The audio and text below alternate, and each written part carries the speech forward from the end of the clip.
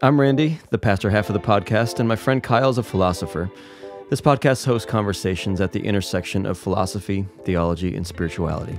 We also invite experts to join us, making public a space that we've often enjoyed off-air, around the proverbial table with a good drink in the back corner of a dark pub. Thanks for joining us, and welcome to A Pastor and a Philosopher Walk Into a Bar.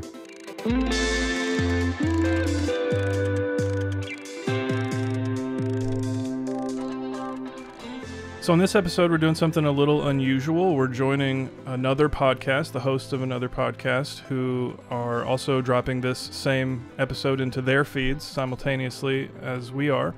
And these people are Jeff and TJ, and they're the hosts of a podcast called Around the Circle.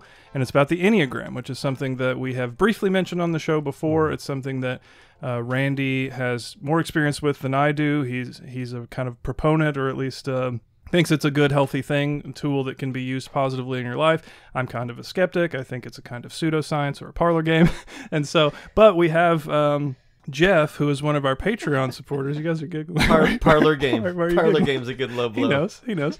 So Jeff, one of our Patreon supporters, who's one of the co-hosts of this podcast, reached out to us and asked if we'd want to talk more in depth about the Enneagram, because I had written this article about it, which I'll drop in the show notes, which is very critical.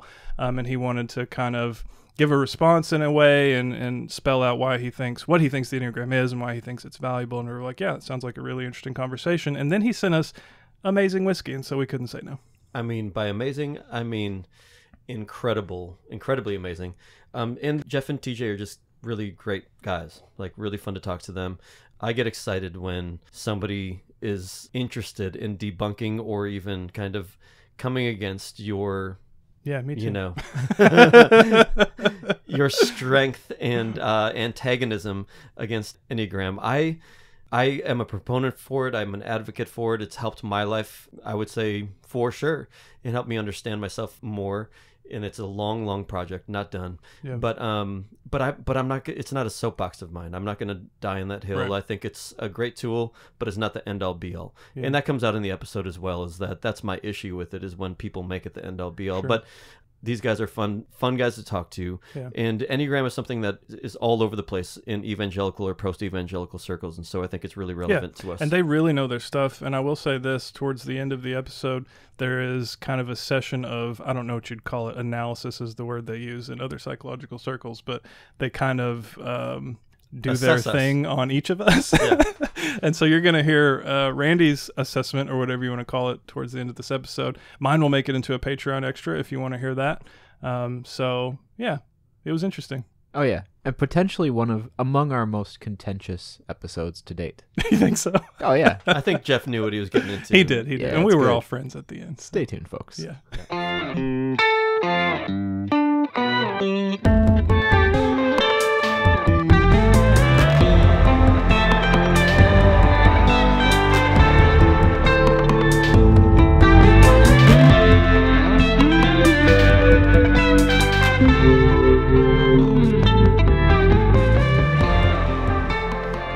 So on A Pastor and Philosopher Walk Into a Bar, we like to sample and taste delicious alcoholic beverages because that's what you do in a bar, and it makes for better conversation. So this is the first time ever we have some guests joining us, for the tasting. So Jeff and TJ, welcome to A Pastor and a Philosopher Walk Into a Bar. Thank you. Glad to be here. And we have to say, we have never had a guest send us booze, pre-show. And also, I don't think we'll ever have a guest who sends us this exquisite of a booze. So we win. Oh, yeah. Right? You absolutely win. Kyle, tell them about this. Yeah. So this is called Glenmorangie Signet. It's a Highland Scotch, and it is gorgeous. I don't. If you're watching on YouTube, which most people don't, but if you can see this, it's one of the prettiest whiskey bottles I've ever encountered, and the heft on it is indescribable. This thing probably weighs 7 pounds. Feel just the cap. Oh, dang. It is intense. Yeah. This is instantly Rolls Royce material. And you might think, because a lot of distilleries do this, that, they're just putting, mediocre whiskey in a fancy bottle to trick the rich people. And some people do that, but this is not that. I've had this several times, and it is gorgeous. And so basically what they're doing is pretty unusual for Scotch, is they're roasting their grain. So it's like a chocolate malt, basically. and it just gives it a depth. And there's hardly any peat to this because it's a Highland Scotch, and so it gives it a bourbon-like quality, but it is still clearly recognizably Scotch. And it's a blend of various ages, some of them quite old. Okay, and you guys have something to taste as well. Tell us about that. That's true. I am drinking a local whiskey. I like local stuff, and this I got today because I'm in Illinois, and it is Whiskey Acres. It is a straight rye. This company apparently, like, they're farmers, and so they grow their own stuff, and they do all of the distilling and everything on the farm. Cool. And he was saying that they only do like 350 barrels a year. Wow. Ever. That's so incredible. yeah, it's small batch kind of stuff, and Yeah. it's really Fun. good. Are both of you whiskey drinkers? I like all the things, but TJ appears to be mostly whiskey. Yeah, whiskeys and scotches. Yeah, I lean more towards whiskey. Okay. What's some of your favorites? Oban Scotch is the Scotch that, like, this is the one that I have all the time. I love Oban. I don't know. I get around. Okay. I like a lot of different We had stuff. the Distiller's Edition on the show at one point. It was one of the ones we featured. Lovely, lovely Scotch. Really good. Yeah. It is an excellent glass of whiskey. Jeff, you drinking anything? I'm drinking the breakfast stout from the fine folks at Founders Brewing. This is one of my favorite beers, and I just wasn't up for distilled liquor tonight, but this was I bought this special because I really wanted to have a little bit of coffee going into what potentially could be an adversarial discussion. That's fair. That's fair. So this is a very thick 8.6 alcohol volume. Good beer. It's funny. I had exactly the opposite reaction for the same reason. Knowing that it was a potentially adversarial conversation, I intentionally avoided caffeine. Yeah, that's probably smart. That's probably smart. So let's talk about the Signet, because this is ridiculous. It smells like a blend between bourbon and Scotch to me. Yes, and it tastes very much like that too, but it has a Scotch body, but bourbon flavors. But there's like a toffee at the end that is very hard to come by in bourbon. Whoa. Holy moly. Mm-hmm. Holy moly. It just exudes quality. Everything about it. I'm trying to grasp words. It doesn't present as a Scotch so much to me, but it doesn't present as a bourbon either. It's almost its own thing. Yeah. It's a really beautiful blend of it, but so complex and so like it's like a chef made this. Yeah. Where you have all these different ingredients that can play off of one another, but then that chef knows how to bring it together at the end and just perfectly make it harmonious. There's almost less descriptor words and more just like, this is a product is perfect. Yeah, it's an experience for sure. And it's got it's like oily. The mouthfeel is exceptional, silky. The legs on the glass are just best in the game. It's gorgeous. Oh, is this peated? If it is, it's extremely light. They don't tell you. I would say there's probably no, but it's a blend of a bunch of things, so there might be a little bit in there. It's hard to know. Yeah. The men of Tane, as they call themselves, the people who distill at Glenmorangie, are keeping their secrets. This is outrageous. Yeah. This is that sweet caramely toffee, like you said. It's got a little bit of, quite a bit of oak to it, actually. Not a ton of smoke, but again, it just all plays together so beautifully. You got any words, Elliot? No. Our producer Elliot over here just enjoying. Yeah, no, this is, I want to say it's certainly the best Scotch I've ever had, but I almost wouldn't say it's the best Scotch I've ever had because it doesn't present like a Scotch. yeah, but nothing else they make is like this, and they know Is that right? It's a one-off thing. Glenmorangie's gorgeous. They do a lot of really interesting finishes and whatever. Try their others. The first Scotch I ever had was a 10-year Glenmorangie because it's like the best entry into Scotch, basically. It's almost like Scotch with some cognac in it or something like that. Yeah, Do you know what I can mean? see that. Where it's got that Yeah. sweet richness that comes with a liqueur like that. Mm-hmm. It's brilliant. It's like this is an after dinner drink for me. Yes, very much. Thank you so much, Jeff. This is incredible. What a treat. Yeah, everything I said about the Enneagram was wrong. You're right. It's great. Are going to say. You mean. Yeah, everything I'm about to say about the Enneagram. Well, cheers to Jeff and TJ. Cheers. I'll take it. Cheers. Cheers to you all.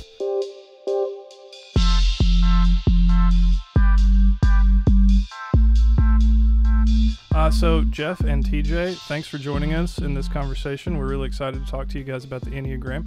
I think we've both been listening to your show, and you also sent over some very detailed notes in response to some of the stuff that I had to say about the Enneagram. It's all Jeff. Yeah.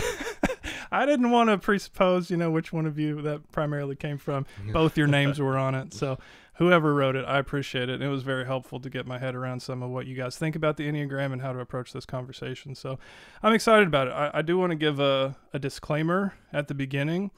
I don't know if you heard one of our recent episodes with a philosopher named Keith DeRose, who is kind of known for a position called contextualism. And the way he cashes it out is essentially what I can take myself to know depends heavily on the context in which I am conversing about it. And so you may find at some point in this interview or conversation that I might seem like I have strong opinions. But it's simply because of context, because in reality, like on the list of things I care deeply about and get worked up about, the Enneagram is very low. Here we go. But I do have some opinions, and so of course we'll do, see Kyle. how strongly those come out. So I just want you and the listener to know, if I seem like I know, I actually don't. there's like a sentence that kind of encapsulates what you just did right here. It's like being very condescending and arrogant at the same time in a perfect, Yes, well probably done. because I'm a 5, I guess. I don't know. And the other disclaimer is that you guys sent us amazingly delicious whiskey, Incredible. very generously, and so I'm inclined to agree with whatever you say. And so it could go either way, really.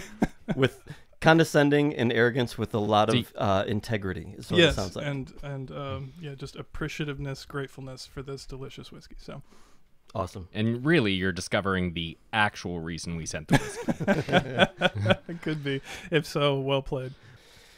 Well, Kyle, should we jump in? Yeah, let's do it. So in this group here, the 4 of us, I feel a little outnumbered. We have 2 people who run a podcast about the Enneagram, obviously very pro. Randy is pretty pro, although I saw in the outline you put some fair, possibly critical questions. I appreciated that. I'm the skeptic. I'm the holdout, but also, as I said, a relatively apathetic skeptic. Not very high on my priority list, but I don't buy it. So interested to see how this goes. What made you guys want to, because you approached us, what made you want to talk to us about this?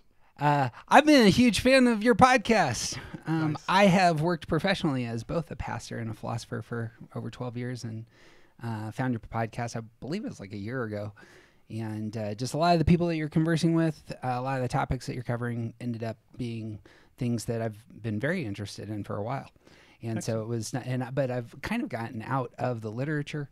And so your podcast has kind of kept me up to date for the most part, especially when you have specialists on who are talking about contemporary work. Yeah. So, And you probably overheard Kyle condescendingly talk about the Enneagram, I'm sure. Only once. I think it came up one time. Yeah.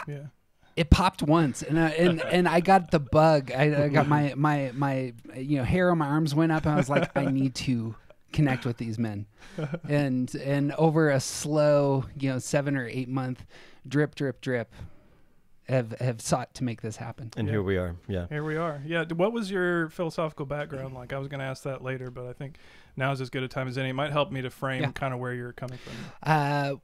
Got my master's degree from CU Boulder. Studied under Wes Morrison and Michael Tooley. Oh, no way. My focus was on the problem of divine hiddenness, is what I wrote on. But most of the stuff I really got into Pascal at that time, and that's been a real focus of mine, has been Pascal since then. Yeah. Okay, that's quite different. So that's a lot of somewhat disparate influences. For listeners who don't know, the people he named are very analytic, particularly Tooley, who's kind of well known for being a very analytic atheist, mounted probably one of the strongest versions of the problem of evil that's ever been written. And then Pascal, something else. Something very different. So we do a podcast, Jeff, that we talk about all sorts of different topics. And some of them we come back around to, whether it's the Bible or creation and evolution. There's a number of things that we kind of go back to several times, but I can't imagine as a podcaster talking about one thing for, I think as I've been listening through your podcast, you've got over 140 episodes live, I think. Tell us about what made you want to do an Enneagram podcast and just keep doing it. And you have more than one. There's like 2, right? Is that right? Yeah. Okay. Now there's We 3. We got 3 actually. feeds now. Holy cow. Yeah. So we are both nerds. There's first start. So when we get into something, we usually get into it pretty hard. As we were studying and learning more and more about the Enneagram for our own purposes, we realized that there's not like the type of podcast or engagement with the material that's out there. It didn't satiate us. Like there wasn't the kind of podcast that we really wanted. There was a lot of surface level, a lot of business oriented, and a lot of sort of intro podcasts.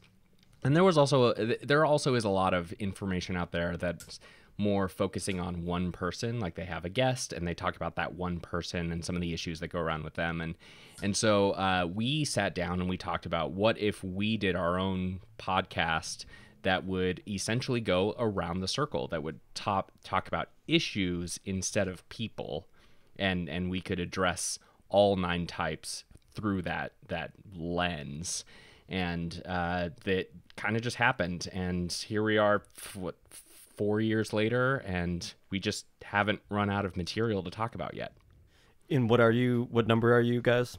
I am a type 9, sometimes called the peacemaker or the mediator. Basically, I want things to be calm and simple and harmonious, and I avoid conflict at all costs. And what's your wing? 8 or 1? So we actually don't necessarily believe that wings are typically dominant. We think that you can use the tools from your wings in different ways and different spaces. And You're going to have to explain to me what that means when you're done talking. so I personally don't. I go back and forth. I use my 8 wing for certain scenarios. Okay. I use my 1 wing for certain scenarios. I don't think I lean more in either direction. It's a good description of kind of what our topics are. It's much more Enneagram theory and talking theory all over the place. But I-type is a 1, and 1s are improvers. Really want to, they connect to the world by trying to make it better. And that happens in relationships and in jobs and physical spaces. And that's how I type. So I guess I'll say I'm a 5, supposedly.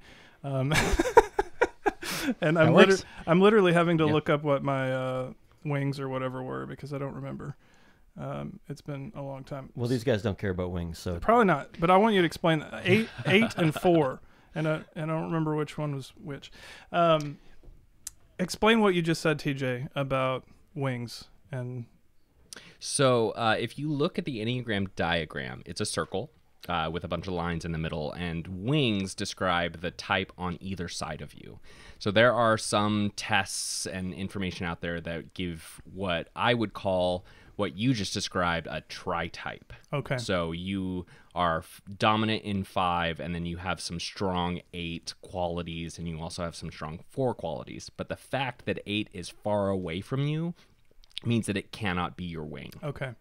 So 4 and 6 are the only wings for 5, and you draw from different qualities on either side of that to sort of fill out some of the spaces. Great. all right. So I've been told that, well, I'm definitely an 8 with a 7 wing, but then I've been told I go to a 2 in health and a 5 in unhealth. Can you describe for us what that means? Or do you believe in those words? Yeah, we do not use those words. Okay. We use stress and security Okay. most often. And so what that means is that describes the lines that are in the middle of the circle. And stress and security, when we are in stress places, when our normal methods for getting the things that we want aren't working, we move to a stress place and we start to grab some of the qualities that are there. Our motivation stays the same in our center, but now we're picking up some of the behavior that's down there. And we are very strong believers that you can do that in healthy and unhealthy ways, which is why we don't like health and unhealth as descriptors. So as an 8, when you are in stress, moving to 5 means that you can pick up some of the great things that are there at 5 to help you recenter, figure out what's going on, and then move back to 8 to figure out how to re-engage. Or you can go to 5 and just basically take your ball and go home. You can do the unhealthy version of things that are at 5. And same thing for security in the other direction. Got it. Okay, so at this point, a lot of your listeners are like vibing, yeah, this is awesome, and a lot of our listeners are like, what the hell are they talking about? So let's back up. And, what is the Enneagram? And why should people who have no familiarity with it care? Enneagram's a theory about human motive. A lot of people will paint it as a personality typing system, which it can be. I like it better as a theory about human motivation, and giving language to what motivates us can be incredibly helpful. And it just so happens that when jumping into that topic and talking about your motive, my motive, and when lots of different people talk about their motivations, what Enneagram suggests is that patterns begin to emerge in which some people are providing very similar answers. And lo and behold, as you begin to push and see their life experiences, you begin to see things like what we're talking about. In stress, this is what those with my motivation tend to do. When I feel secure, this is more how I move. And lo and behold, we see this pattern nearly across the board. It's one of those things that's very hard to test for, or it's not a physical thing like the sciences often can chart. But if the theory holds, it would be something like, when talking about human motivation, 9 big types emerge, and they tend to have very similar struggles and similar patterns of behavior and similar ways that they attach in relationships, similar ways that they solve problems, and the rest. Mm-hmm. So how did those types, how are they arrived at? You use the word emerge. That's not necessarily the word I might have used, but you know way more about the Enneagram than me, so I'm happy to defer to you on its history and development. So yeah, why 9? Why the specific 9? Where does that come from? Why are you committed to that being a hard limit? Is it flexible, etc.? In our mind, I'll speak for TJ, I suppose, the 9 types are discovered, they're not invented.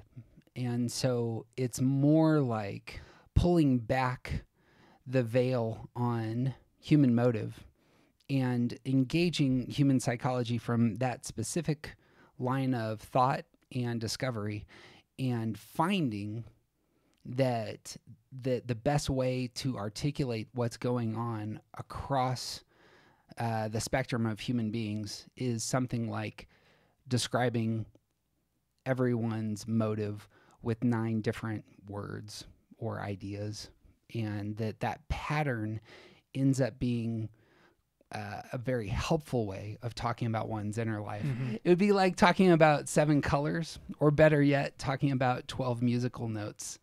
That the 12 musical notes are in essence discovered.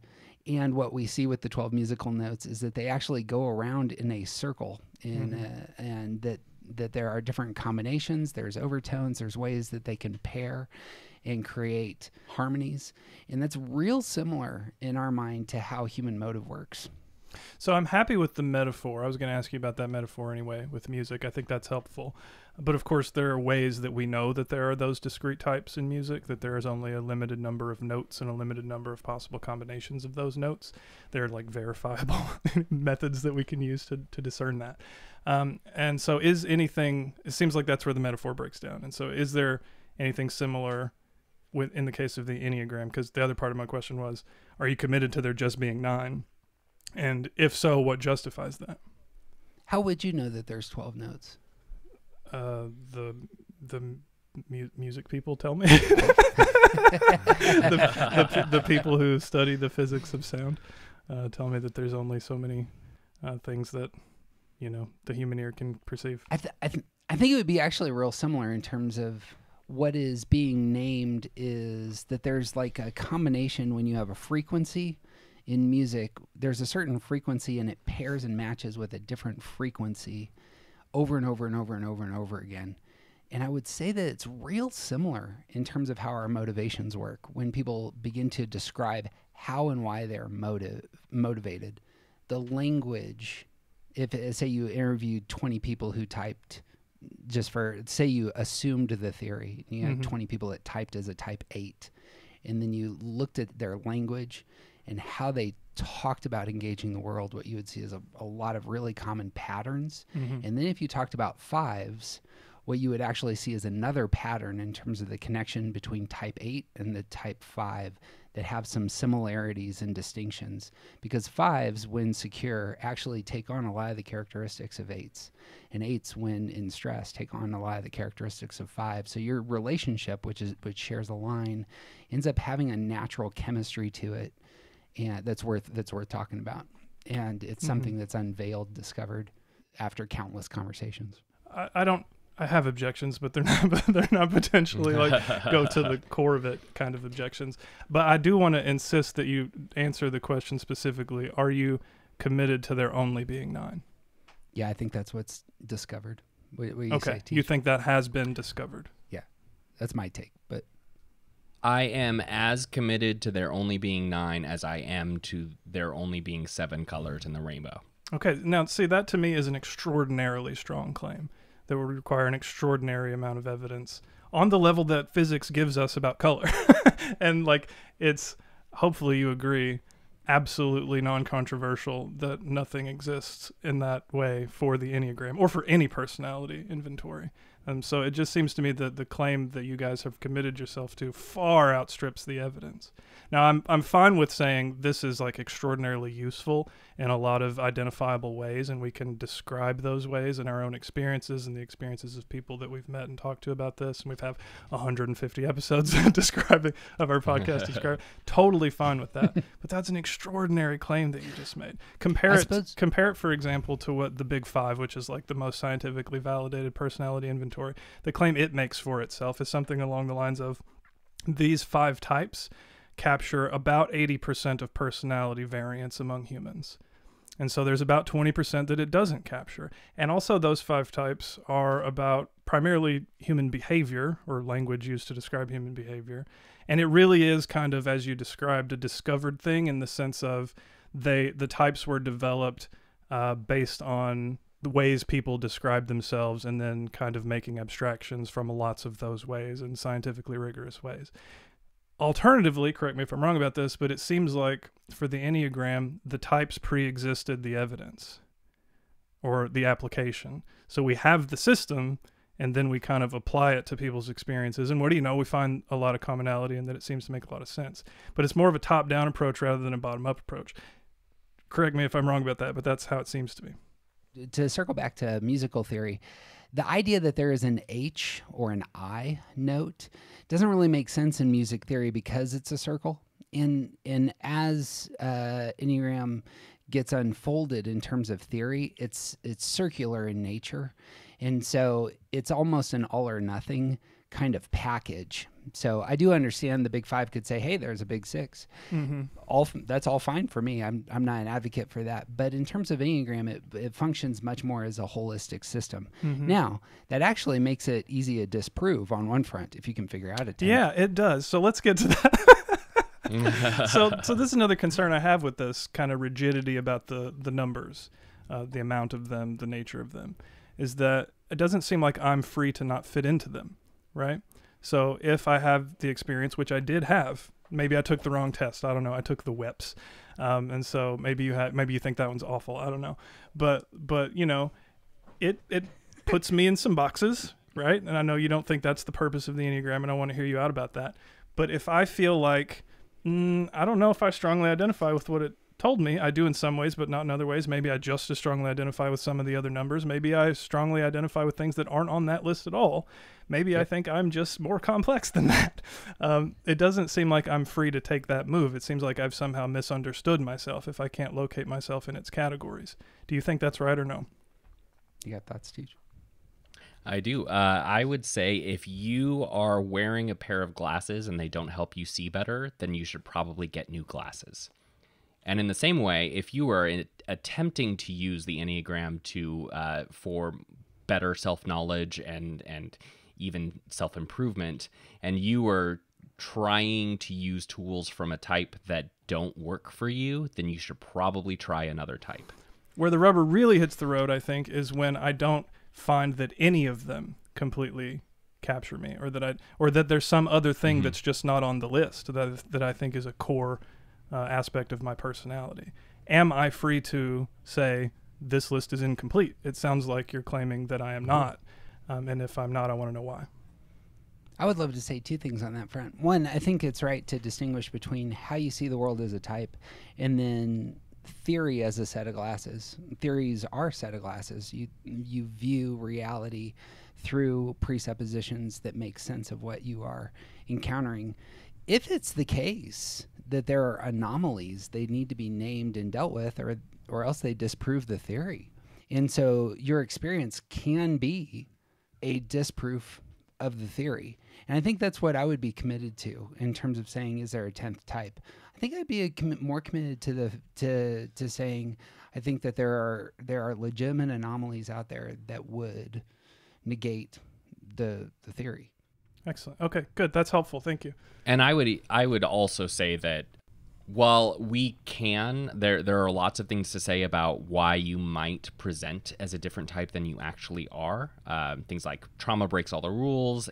But realistically, if you and I were friends and I was trying to convince you that the Enneagram was real and you were bringing up these exact issues, I would say, that's fine. You don't need it. Mm-hmm. It's not for you. That's fine. We're all agreed that I don't need it. what I want to get to the bottom of is whether or not it's valid. But I'm going to let Randy ask some questions. I've been hogging this.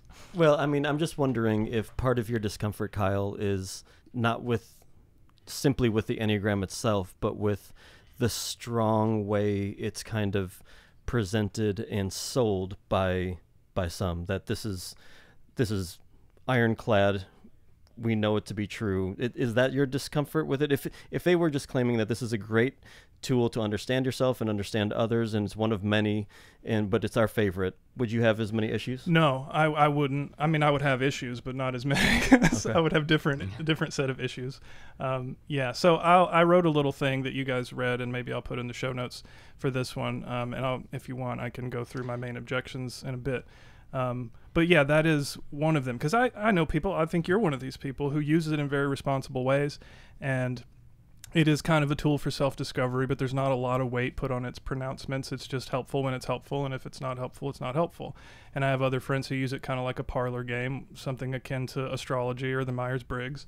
And I have no problem with that. I'm a Ravenclaw, right? that's the joke I like to make, and I put just as much weight on that as I do on the Enneagram.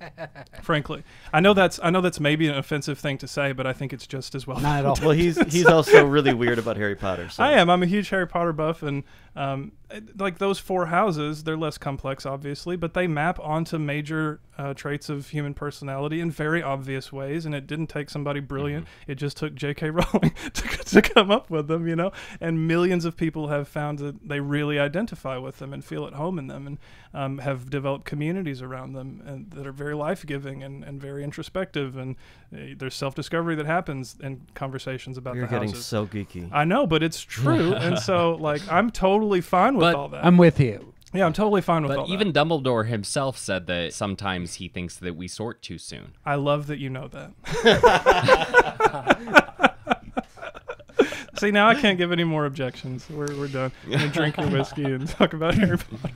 A primary for me, and this was the one thing I really wanted to get Kyle's response to, is a primary for me is that the movement from modernity to postmodernity ends up being the move to subjectivity, the move from the stuff out there to how we interpret all the stuff out there.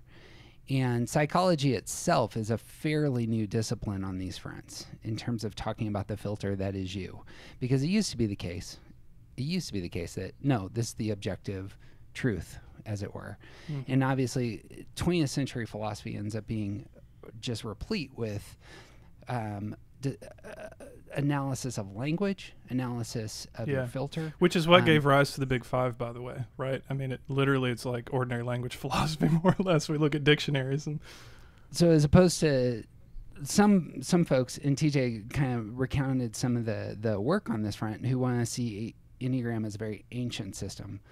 I tend to say Enneagram is red hot new and seeking to talk about how we engage reality given our motive, because our motive is everything. as I put in the notes that I sent you, I feel as though you cannot prove anything at the outset. You have to assume some things without evidence that make sense of everything else. So, for example, you have to assume that the world out there exists. You cannot prove that. You have to assume that other people have a self-conscious experience the way that you do. That cannot be verified. And I could go through 20 other things. We could talk about Plantinga and properly basic ideas. We could talk about how presuppositions work. I'm a big fan of Thomas Kuhn. There ends up being something at the beginning of the knowledge process in which we are talking about presuppositions. And here's the kicker: they come out of your motive. Yeah, I don't buy that part. I was mostly okay with the rest of it. We could quibble about the modernity, post-modernity thing. I think what you're describing is thoroughly modern. But ooh, I mean, it's Kant. Why is that? It's the Copernican turn. I mean, it didn't why wouldn't it be categorized as a postmodern way of conceiving? Postmodernism is largely a rejection to what Kant was doing in making kind of a knowledge-first philosophy, as I understand it. So there would be no postmodernism if modern philosophy hadn't already made that move, if that makes sense. So it's not like the world is out there to be known and we just got to get close enough to it with our methods. That's demolished in Kant long before there were any such thing as postmodernists. And I think he was right. Okay. So like to a large extent. And if I had a theory of motive, which I don't, because I don't know anything about psychology, it would be a kind of deontology, but that's more focused on an ethic than anything else, like a function of motive. You're going to have to start translating here. Yeah, sorry. It's his fault. He brought it up. But I totally agree with this basic point, which is kind of a pun, which is that, yeah, you got to start somewhere. And that place is not going to be justified by something else. And for me, I'm an empiricist. It's sense perceptions. Some version of sense perception. I'm a kind of post-Kantian empiricist. So I think there is a priori knowledge. But like in general, I'm a physical thing, and I interact with other physical things. And that's where all knowledge is built out from. You know, would it be fair to say that you're motivated to choose sense perception over something else? Yeah, of course. And I hope that I'm motivated by reason and by evidence. That's my goal. And you're a 5. Of course. But that specific thing, right, that you just did, that you know what I'm going to say, you know what you were doing. Like it's that kind of thing that raises the hackles of people who don't feel themselves to fit well in the categories, because any kind of thing that I bring up, even if I think it cuts to the foundations of it, it's always easily explained away by the theory itself. I would love to talk about hackles because I think that's incredibly important. I have natural aversions to a whole host of things. And naming why I have an aversion ends up mattering, I think. And I absolutely sympathize with that place that you're in. And I think as TJ said, if this isn't helpful, chuck it to the side of the road. Yeah. I really do enjoy the Enneagram.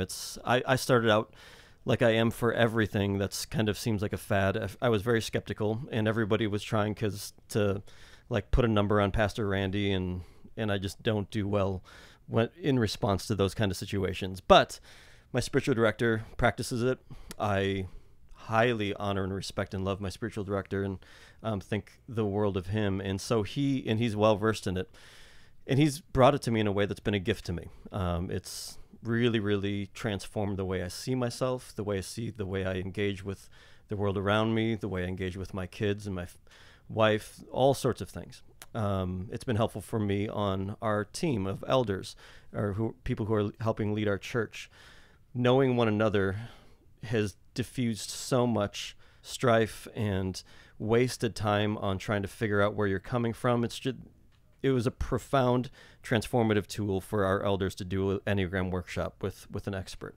That being said, I still do have my skepticism about it, and it's usually in the way that it's brought to me, in the way it's kind of, submitted to the world. And they're both kind of polar opposites, but I don't like it when I hear people talk about the Enneagram as the end all be all of knowing about the world and about ourselves and about one another, when it's kind of taken as kind of worshipped almost, I get really uncomfortable, which I think we probably all should.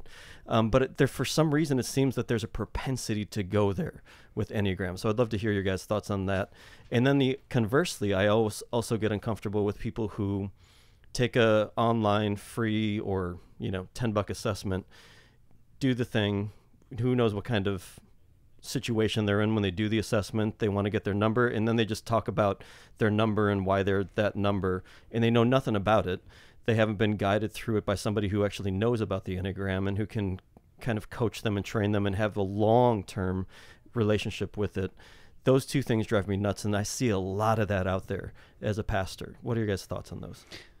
I'd love to speak to this. There is something about, and this was mentioned by Kyle earlier, and I think it's incredibly important, that with Enneagram, I'm talking about you, and I'm talking about your inner life, and I'm going to talk about where you struggle, and I'm going to talk about some things that are really personal, and I'm going to make assumptions about you, and I don't know you.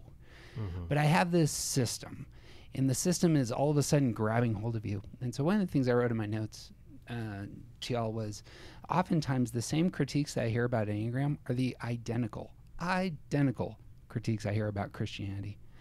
And they come across as, don't control me, 1, and 2, you don't have the evidence, 2, and 3, you don't know me. By the way, that's a great threefold Enneagram way of opposing any system. Also a great album trilogy for a punk band. There is something about this where if I was just talking about my theory of giraffes, nobody would care. You say, yeah, your theory about giraffes is probably really important and it's doing good in the world. But when I say this is my theory about human motivation, that is going to cut deep because motive is deep. I think that motive is almost bedrock in terms of your human identity that lasts over time and is likely eternal. And so, of course, we're pushing into the most core things about what makes you in my mind. So I haven't encountered the Enneagram in a way that talks about it's centered on human motivation. As I think it through the ways that I've, experienced the Enneagram with my spiritual director, I think it makes sense. But tell me why that human motivation thing is so big for you. I'm assuming you're not the only ones who think that the Enneagram is all about human motivation, but where does that come from, that angle on it? Is that us, TJ? It might be us. Is that original? We're repackaging similar ideas from other people. So Richard Rohr talks a lot about the avoidances. I avoid conflict. 8s avoid being controlled. The avoidances are part of how this person teaches it, and when you think about that in different ways, you can actually see that being a motivation. And I think that Jeff and I just really stumbled into using the word motivation and leaned into that in a way that, this has become how we talk about the Enneagram, is that it's about human motive. 5s avoid being incompetent, and 8s avoid being vulnerable. Given my discipline, this is a worthwhile overlap of things that just hadn't overlapped. So 2 things. I mean, one, you just said something about an 8 that I completely don't identify with. You said that 8s avoid vulnerability, and I actually have to be vulnerable.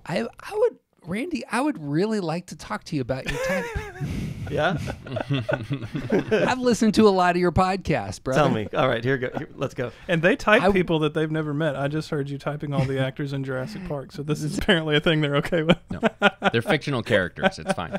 So, is that real, Jeff? I would want to have a longer conversation with you about 8ness.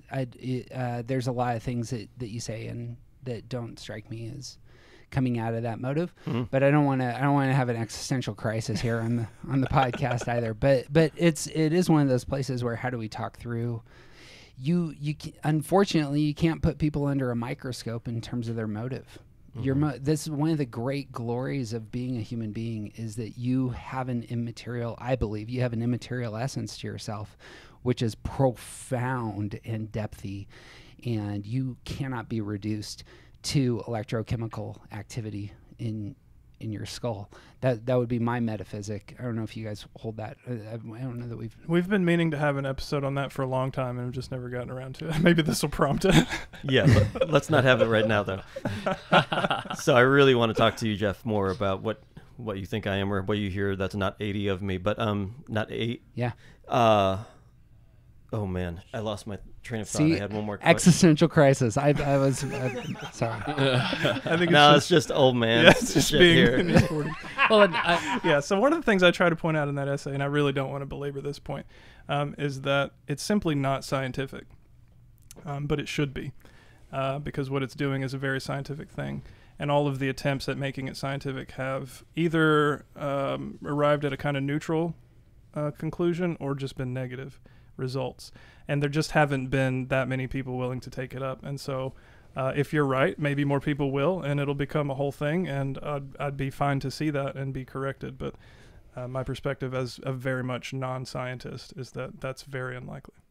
One, and I'm sure that Kyle, you'll acknowledge this, that arguments for authority are logical fallacies, correct? I don't know. What are they? I can think of lots of reasonable arguments from authority. Is it the case that because an authority holds a position, that position is by necessity true? Depends on the authority. I think I'm never in an epistemic position for that to be. It could not possibly be the case that the person who is the most senior nuclear physicist in the world, when talking about nuclear physics, couldn't have something wrong. All the examples I can think of that might be counterexamples to that are religious. So if you're Catholic, and I have a high degree of respect for Catholics, there is a version of that is reasonable. If you're any kind of theist, a pronouncement of God is that sort of thing. If you think God has spoken, then yes. I mean, on those who study logic as the ultimate authorities, they think that arguments from authority are logical fallacies, correct? Not universally, no. There's almost always a non-fallacious version of a fallacy. Now, I'll grant this much. I am almost never okay with arguments from authority. Perfect. But there's an important caveat there, though. So what I work on most is expertise. That's what I'm writing about right now. And I think there is a kind of epistemic authority that goes along with the consensus of a body of experts about some issue that does have deferential weight. So it's the sort of thing that puts everyone else in a position of obligated deference. And so that is a version of authority that I'm very much a proponent of. That's fair. So if I was to build on this and to say, so this was, I sent you my debate with the fine folks. I forgot that. I'm sorry to admit that I did not have time to watch that, but maybe I will get to. Our entire debate was about how the work hasn't been done. The people who were doing the work died.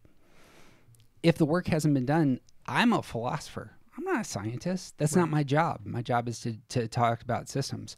As a system, I can defend my end of the bargain. And as I wanted to say earlier, the Wild Wild West is upon us on this front. And if it is the case that those with some fire in their belly get into this as, PhD students want to do some dissertation work on Enneagram, you're going to see a whole host of really interesting things happen.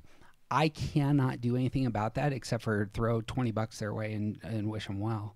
Right. And I'm curious to hear what they hear on that end. But you have Stanford psychotherapists who love the hell out of this material. And that's enough for me on one front.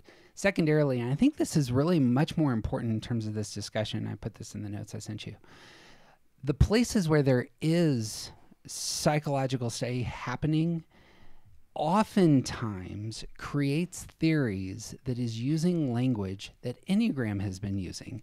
And so what you actually have is complementary theories moving. And what Enneagram, in my experience, ends up being is it's a much more simplistic language. And simplism isn't always bad. E equals MC squared is brilliant because of its simplicity.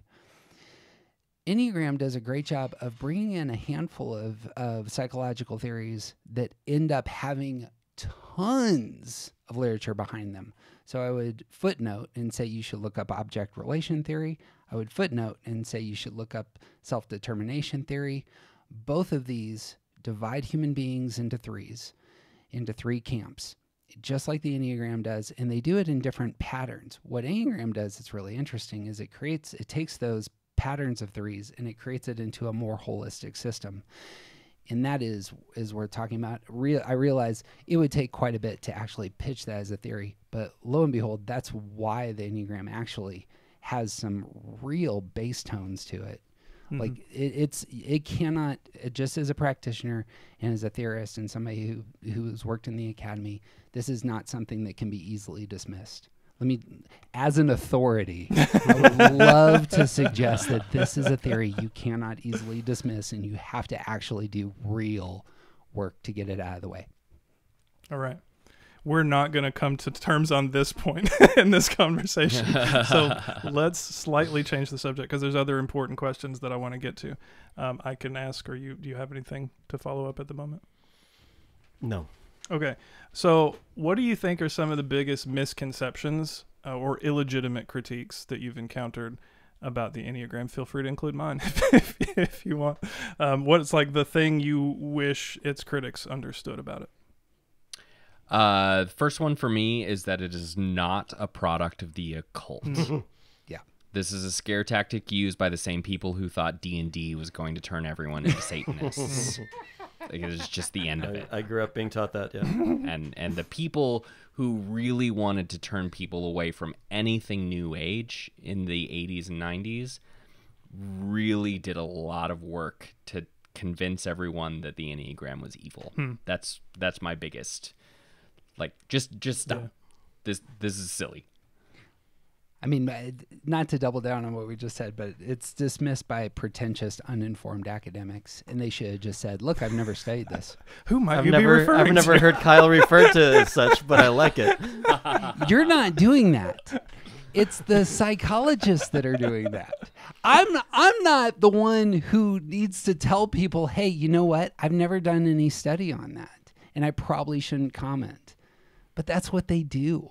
And you know how I know that? Is because I've heard these folks tell me what the Enneagram is, and they are uninformed.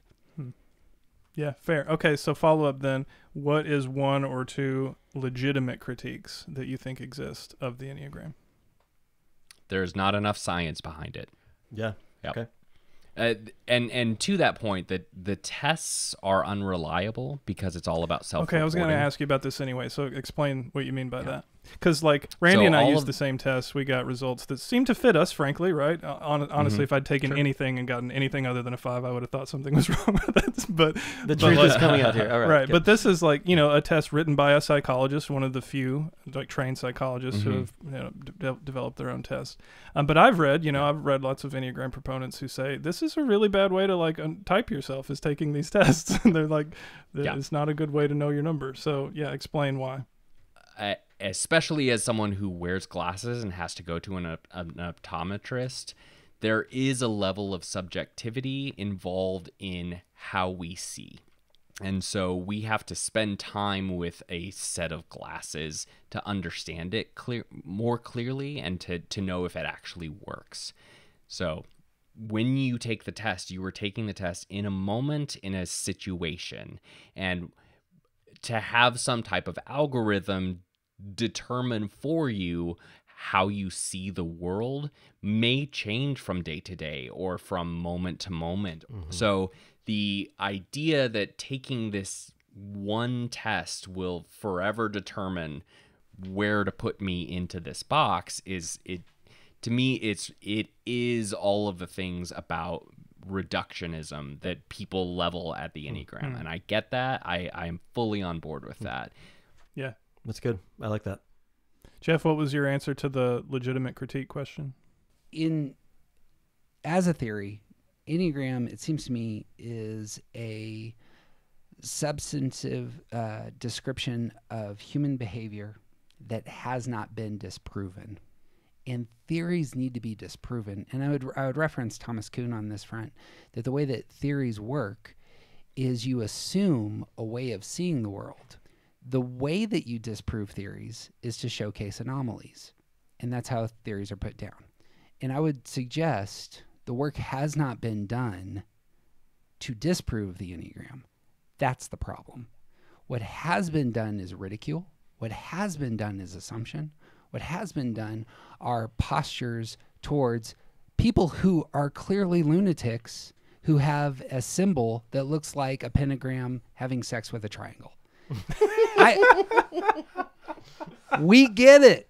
We get it. I think we have our soundbite for this episode. Yeah. The academic work hasn't been put in to disprove the theory. Yeah, I love how you turned the legitimate critique into a strength. That was very good. That was very good, Jeff. And, I'm intrigued by what you said where you doubt whether I'm a Enneagram 8, perhaps. Yeah. I'd love to hear you tease that out a little bit from what you've heard. And just, do you mind? I would too. Let's psychoanalyze Randy. Yeah. This isn't psychoanalysis. I'm sorry. I didn't mean to offend the Enneagram proponents out there. Do your thing on him. Randy, would you describe yourself as, would other people describe you as being too much? Sometimes. Is it the case that when you're in stress, you retreat into your head? Like legit stress, not like there's too much traffic stress, but like your world might be falling apart a little bit. Yeah. Okay. I mean, it's kind of between my head and I get pretty combustive. Describe combustive. I see what needs to be done, or I see the problem, and I get angry if things aren't happening to help come to a healthy place. Does that make sense? Are you a my way guy or the right way guy? Jeez. What's the difference? Okay, sorry. I would say I'm the right way guy. Is it the case that you connect to others by telling them how they can do better in their lives? Sure. Is it the case that you have a strong radar when things are not ordered well? Ordered well? I don't know. I thought you were going to say something about like justice or not right, and then I would say yes. Ordered well, maybe. Okay. TJ. Justice counts because justice is a sense of order. There is a way that things in the world should be. Mm-hmm. Do you believe there is a way in the world that things should be? I think so. Yeah. Pastoring is work that, Mm-hmm. in theory, doesn't have a lot of financial reward, Mm-hmm. but you're drawn to it and you've committed your life to it, Mm-hmm. and you serve people at a high level. Why have you jumped into that vocation? It's a loaded question, but I mean, feeling called to it is a huge part of it. But I think I'm committed to the church and the way of Jesus because I think it's the best way to live out as a human being and to treat others, to see the world, orient yourself towards the world. Does that make sense? It does. These are all answers that a different type would give.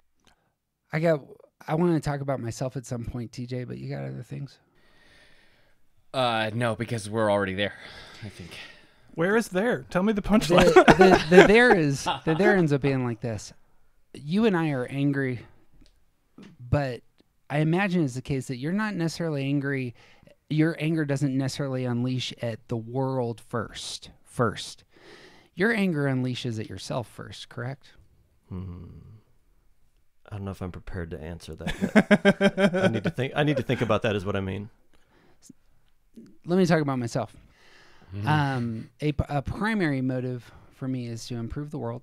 I connect by wanting to help people to be better. I have a radar in discussion for trying to advance the conversation and to elevate the conversation. I'm very idealistic. When it's the case that problems happen relationally, I generally have a blind spot to that, but I often end up blaming myself first if things go badly. In fact, self-criticism is a strong part of my personality. It's also one of the reasons I got into church work. It's because here's a place that I idealistically think that the world can be improved. There's a vision of reality here that I can get behind. There is a power here that I think is real, tangible, that I connect to, and I feel that power not in my emotions, my relational self. I feel it in my intuitions. The volume level, the corporate singing, often do something to me that elevates, and that's a place I connect with God. My Enneagram oneness comes out in ways that look like that, and I could talk for days about this. I don't see your anger being unleashed on knuckleheads. I don't see your lust, a voracious appetite. And as you said earlier, you don't feel vulnerable. And those are primary for 8s. Well, for me, vulnerability is really important, actually. Okay. Like, it's if I feel like I can't be vulnerable, I almost I just make my way through that conversation or that relationship out of duty rather than enjoyment. Like, as a pastor, I felt like I was dying when I couldn't tell my congregation what I believed because I was scared of what they might think or if they might go away. And, now that I've, in the last several years, kind of come clean about everything that I believe, I feel a profound sense of peace and comfort and satisfaction, if that makes sense. Can you talk about the fear of your congregation going away because of what you were talking about? It's just, I feel like a typical pastoral fear is that if people know what I really think, they might, think that I'm a heretic or, I'll lose my job, basically. Losing my church means I lose my job. That's not a good motivation. I really, really hate that as a motivation. So I've pushed against that. And I've said, to me, what's more important is being authentic rather than being liked or rather than being popular. I'd rather be myself. I'd rather be honest. That's a huge motivator for me, is honesty. TJ? Why? What's important about honesty? Because it's myself. If I can't be honest, I'm not being myself. And that seems like I'm not interested in not being myself. So an 8 would typically answer a question like that. An 8 is concerned about honesty because the truth is better than any kind of untruth. Not necessarily about being true to you, because a lot of 8s don't have a sense of true to me. There is truth and there is not truth. And the truth is always preferable to the not truth, because then we're not wasting time on the not truth. There's almost a dismissiveness about the idea of being false in any way. And it's less about any kind of sense of integrity or goodness or even feeling good about being myself. It's about there is truth and there is not truth, and I don't want to waste my time on not truth. Also, other people's opinions don't matter at all. As an 8, I can go there a little bit. Like, I conflicted a lot with the Enneagram 9 on our elder team because he was always worried about what people are going to think, and I always said, "Who cares? We're leading this church, and we think that this is the right thing to do, and so that's all that matters." I can go there too, though. So, what number do you guys think Randy is? To wrap all this up, Kyle says. Well, actually, Jeff thinks he is a 1 rather than an 8. And 1s and 8s can look very similar sometimes, especially because of the way their energy comes at the world. I am less convinced about 1. I would lean toward 4. I would say look into 4, read a lot about 4s, and see what's there. And if any of it feels like home, then read more about 4s. TJ is also much better at typing, working with folks with typing than I am. Can you describe for me again a 1? 1s are going to take in the world through their intuitions. Just be very aware of their spaces. Not so much aware of their relationships. Very aware of their spaces and how they feel. 1s are going to be angry at themselves commonly as kind of their default when things are broken. 1s are going to solve problems with their head. They primarily want to focus on what's right. Some people focus on what the goal is or what the data is for 5s. But 1s focus on rightness is a different category. If I know what's right, then I'll know how to be in the world. And I will be good and I will earn what I desire. That would be how ones often come to the world. Let me give you this.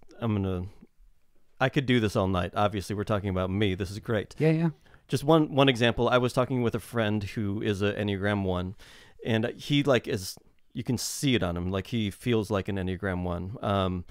And I was describing for him an experience I had with a Muslim, at a Muslim vigil for the Christchurch victims. This was several years ago. 50-some people got murdered in New Zealand while praying. Sure. And I went to the vigil, spoke there, and had this transcendent moment where a young imam who I know, a little bit, we embraced. It was beautiful. I felt so received in that moment, and it was a transformative experience in that I felt like it was I forget what I've called it, but like Jesus saying, "I have sheep who are not of my fold," and I felt like that. I felt like this is a Jesus moment, even though I'm with a bunch of Muslims right now. I told that to my friend who's an Enneagram 1, who's also a pastor, and he short-circuited, because for him, and I don't know if this is an Enneagram 1-ness, but in processing the conversation, this is what I've been told. For him, he couldn't go there because Islam and Christianity are different, and there's rules about that. And it's like, you could see he broke when I was talking about that. Is that, and I've attributed that as he's an Enneagram 1. He's things have to be in their order, and there's a sensible way about this. For me, it felt I was basing everything about my experience in the authoritative moment that it was or wasn't on what I felt, and I felt something deep and profound, and I'm going to go on that rather than what I think is the right order that I've been prescribed before. Does that make sense? It does. I have lots of thoughts. You got some? No, go ahead. Being very black and white in the way that you're describing your friend is one posture to the world. Being very black and white about open-mindedness is actually the same. So when I come to the world, I'm a fairly progressive person. I've transitioned fairly hard on this front, and I'm pretty aggressive now about prescribing a way of being open-minded. Yeah. And that is the right way to think. I identify with that in major ways, yeah. It's because it's true.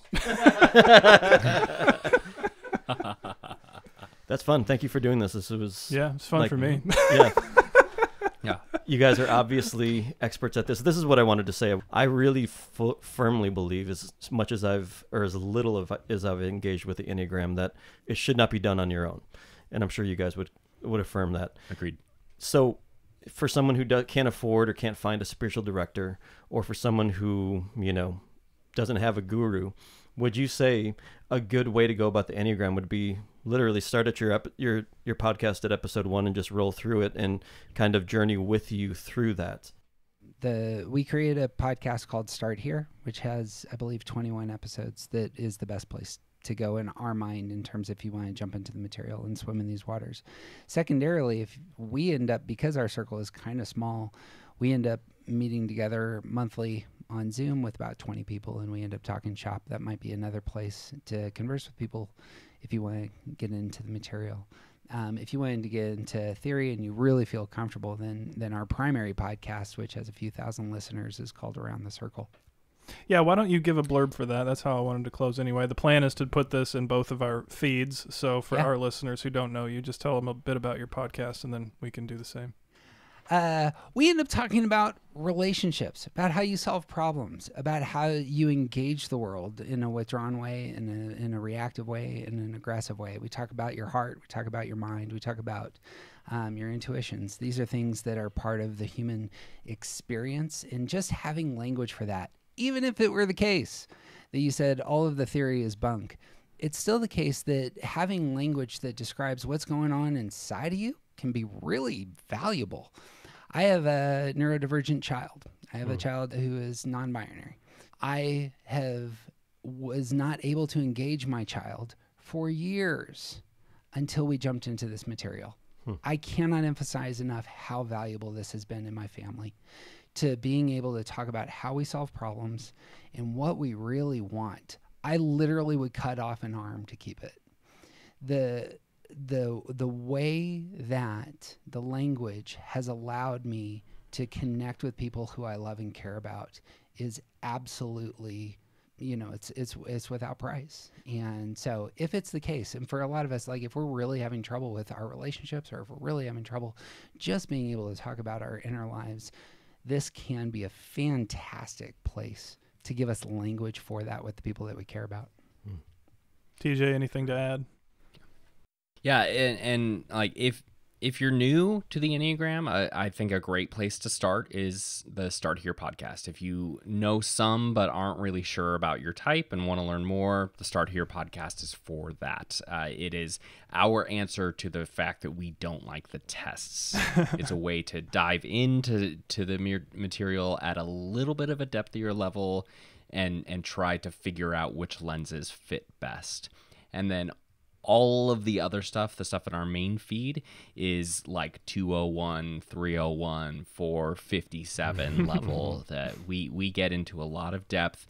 We talk a lot about it because we're nerds and we think it's really valuable, and so that material's there. If you really want to see some of it with sort of flesh on, we do have a third feed that is entirely about pop culture, movies mainly. We do some TV shows and some different things. And it's basically us typing fictional characters, because we think that when characters are written well, they show us the motivations that these characters embody, and you can assign type to those motivations. And so we go through a lot of different things like Lord of the Rings, the Avengers movies, pre-Snap.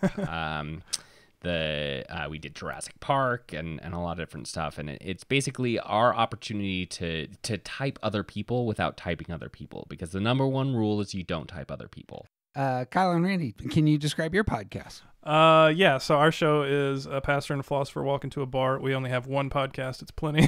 Underachieving. It's all we can do. It's basically what it sounds like. Both of our wives named it independently.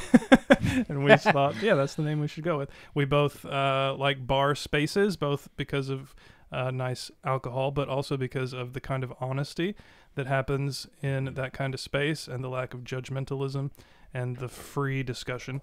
And so that's kind of what we try to do on the show, straddling what it means to think of the world from a pastoral or more theological or spiritual lens, and what it means to think of it philosophically, because there's a huge amount of overlap. And so we also try to have on a lot of guests. So that's the difference between our shows, is we're probably 70-30-ish guests to just us riffing about stuff.